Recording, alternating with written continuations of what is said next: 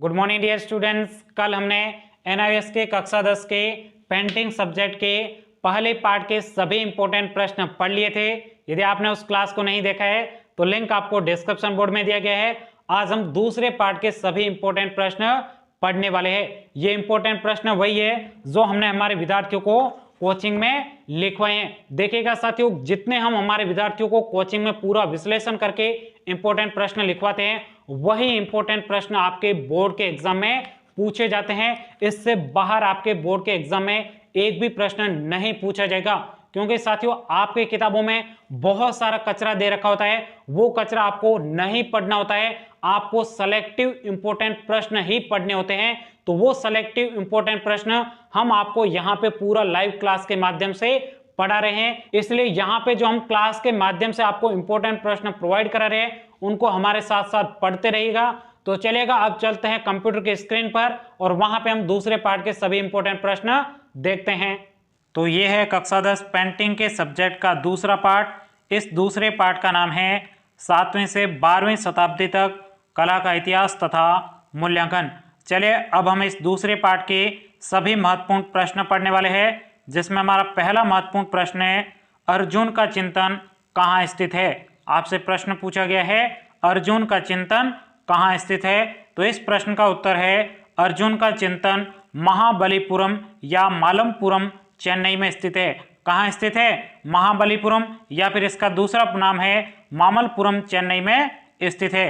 चलिए अब दूसरे प्रश्न की तरफ बढ़ते हैं। दूसरा प्रश्न है, अर्जुन का चिंतन किसके राजवंश में उभरी हुई मूर्तिकला बनी थी। तो इस प्रश्न का उत्तर है, अर्जुन का चिंतन पल्लव राजवंश के काल में उभरी हुई मूर्तिकला बनी थी। किसके राजवंश में बनी थी? पल्लव राजवंश के काल में उभरी हुई मूर्ति बनी थी। चलिए अब हमारा तीसरा प्रश्न है। तीसरे प्रश्न में आपको कहा गया है, अर्जुन का चिंतन का दूसरा नाम क्या है। तो इस प्रश्न का उत्तर है, अर्जुन का चिंतन का दूसरा नाम गंगावतरण है। दूसरा नाम क्या है?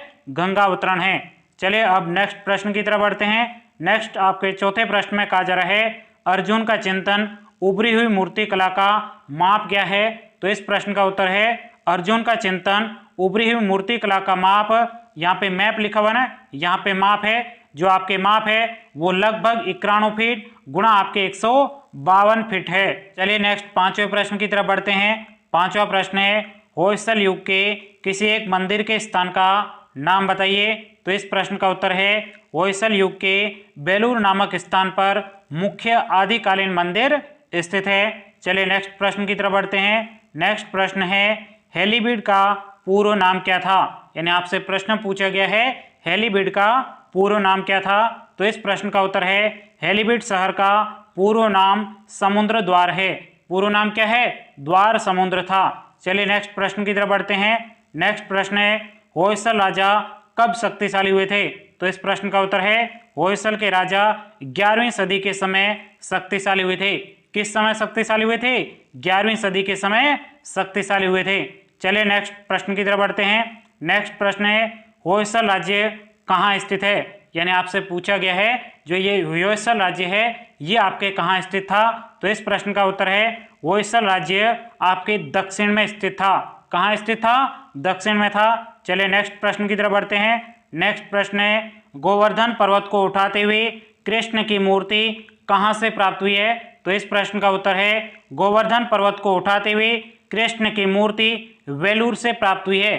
कहाँ से प्राप्त हुई है? वेलूर से प्राप्त हुई है। चलिए नेक्स्ट प्रश्न की तरफ बढ़ते हैं। नेक्स्ट आपका 10वां प्रश्न है, सुरसुंदरी की प्रतिमा को क्या बजाते हुए दिखाया गया है। यानी आपसे पूछा गया है, जो सुरसुंदरी की प्रतिमा है उस प्रतिमा को क्या बजाते हुए दिखाया गया है, ये आपसे प्रश्न पूछा गया है। तो इस प्रश्न का उत्तर है, सुरसुंदरी की प्रतिमा को ड्रम बजाते हुए दिखाया गया है। क्या बजाते हुए दिखाया गया है? ड्रम बजाते हुए दिखाया गया है। चलिए नेक्स्ट प्रश्न की तरफ बढ़ते हैं। नेक्स्ट प्रश्न है, कोणार्क के सूर्य मंदिर को किसने बनाया था। यानी जो आपके कोणार्क का सूर्य मंदिर है उस सूर्य मंदिर को किसने बनाया था। तो इस प्रश्न का उत्तर है, कोणार्क के सूर्य मंदिर को नरसिंह देव प्रथम ने बनाया था।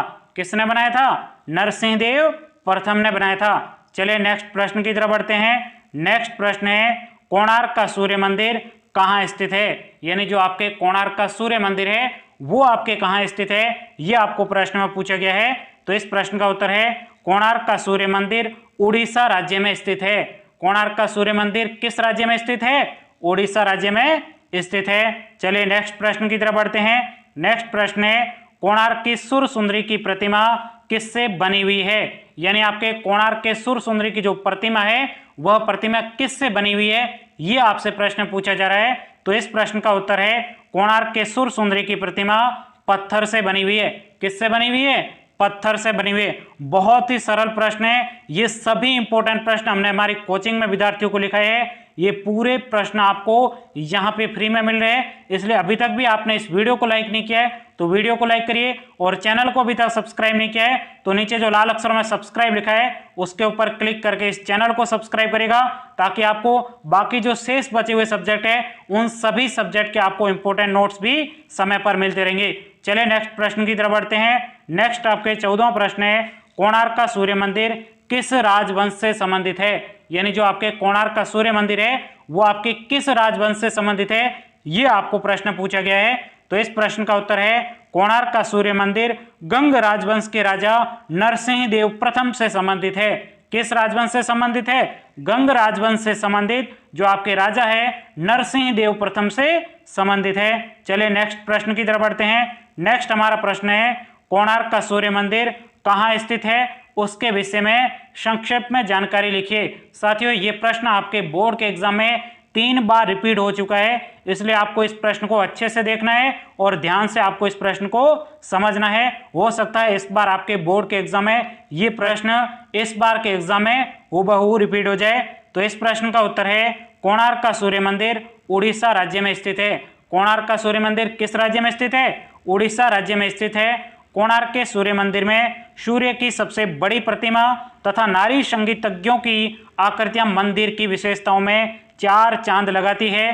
कोणार्क के सूर्य मंदिर में प्रत्येक नारियों की प्रतिमा को अपना एक अलग से एक संगीत वाद्य यंत्र लिए हुए दिखाया गया है। इन सभी प्रतिमाओं में ड्रम बजाने वाली स्त्री सौंदर्य युक्त एवं मोहक लगती है, यानी सबसे बढ़िया लगती है। उसके बाद में आपको कहा गया है क्योंकि स्त्री के वक्ष स्थलों के बीच आभूषणों को कोमलता से गढ़ा गया है जो उसके सौंदर्य में वृद्धि करते हैं।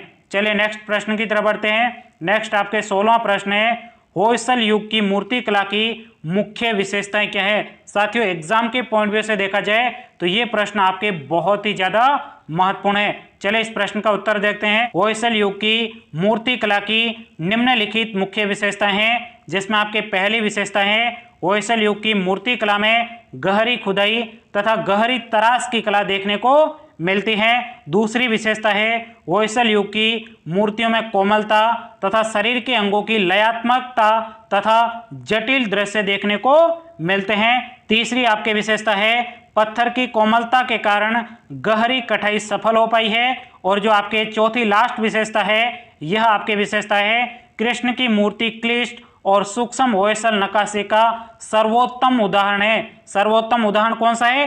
कृष्ण की मूर्ति है, वो आपके इस होयसल नक्काशी का सर्वोत्तम उदाहरण है। लास्ट हमारा प्रश्न है महाबलीपुरम में क्या स्थित है? तो इस प्रश्न का उत्तर है महाबलीपुरम में अर्जुन का चिंतक या गंगावतरण स्थित है। देखिएगा साथियों इन सभी प्रश्नों के यदि आपको नोट चाहिए तो उसके लिए आपको हमारे डिस्क्रिप्शन बोर्ड में आपको टेलीग्राम ग्रुप का लिंक दिया हुआ है। उस टेलीग्राम ग्रुप पर आपको इन सभी पाठों के इंपॉर्टेंट नोट्स वहां पे आपको अवेलेबल करवा दिए जाएंगे। यदि अभी तक भी आप हमारे टेलीग्राम ग्रुप में नहीं जुड़े हो तो नीचे आपको लिंक डिस्क्रिप्शन बोर्ड में दिया गया है, जल्दी से टेलीग्राम ग्रुप में जुड़िएगा ताकि वहां पे आपको सभी सब्जेक्ट के इंपॉर्टेंट नोट्स समय समय पर बिल्कुल फ्री में अवेलेबल करवा दिए जाएंगे।